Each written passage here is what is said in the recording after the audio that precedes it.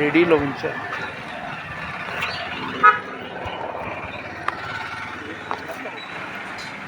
చేస్తాను ఆన్ చేయనా? ఇది నొక్క అలా వచ్చి నా దగ్గర రోడ్డు ఎంత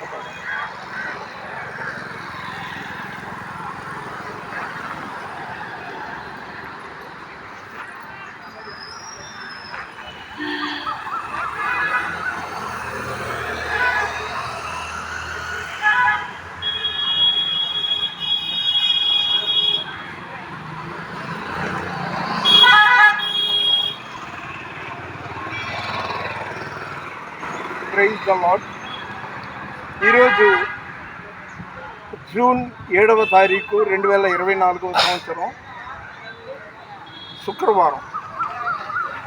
నందిగామ మదిర వెళ్ళే రోడ్లో వచ్చాను. నేను ఎక్కడికి వెళ్ళినా కూడా ఎందుకు వెళ్ళినా కూడా నా రూపాయి నేను ఖర్చు పెట్టుకుని ఇదిగోండి ఇలా సువార్త ప్రకటిస్తుంటా.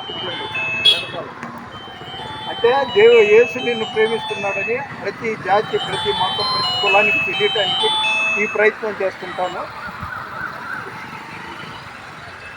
అందుకని ఈ వాక్యాన్ని ఎవరికి బోధించకుండా నేను వెళ్ళిపోతుంటాను. రకరకాల వాక్యాలు మీ అందరికీ తెలుసు.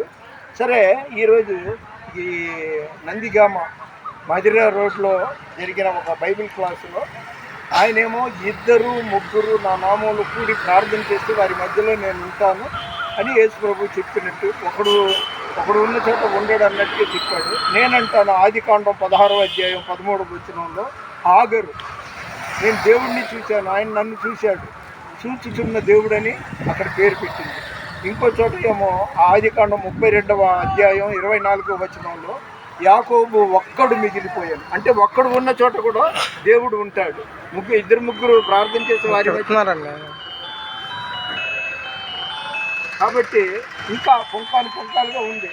మోషే ఒక్కడిగా ఉన్నప్పుడు, అదేవిధంగా సౌలు, అదే పౌలుగా మారటానికి ముందు సౌలు కూడా ఇలాగే ఒంటరిగా ఉన్నప్పుడే దేవుడు పిలిచాడు. కాబట్టి ఒంటరిగా ఉన్నప్పుడు కూడా దేవుడు పిలుస్తాడు. దేవుడు ఎంతైనా చాలిన దేవుడు. ఆయన 1వ యోహాను 4వ అధ్యాయం 4వ వచనంలో నీలో ఉన్నవాడు లోకంలో ఉన్నవాని కంటే గొప్పవాడు అన్నాడు. కాబట్టి దేవుడు మనలో అందరితో ఉన్నాడు. దేవుని పరిచర్యలో మీ రత్నం ఫ్రాన్సిస్. God bless you.